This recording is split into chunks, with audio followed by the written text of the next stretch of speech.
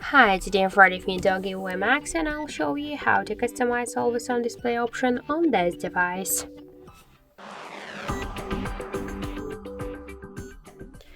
So let's first open the Muviz Edge application. Here select one from these available tabs. For example, let's use this one. Tap to apply. To change backgrounds, we should just swipe to the up or to the down, tap to apply them. If you want to hide music controls after 10 seconds or to don't hide them, slide to the left or to the right side this white dot. To turn on or turn off the notifications and the date, you should use the switcher, and in battery section we could show battery status always while charging or never. Click to X icon, switch AOD to the settings. Tap to always on display. To turn on or turn off this option, we should click on the switcher.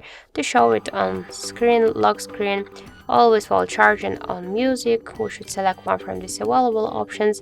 To decrease or increase the brightness level, let's slide to the left or to the right side this white dot. Also, we could switch the AOD timeout from 5 seconds to never, but the same way in low power after. To change screen orientation, to close it with a double or single tap. If you use the fingerprint unlock method, you close it with a fingerprint on screen off.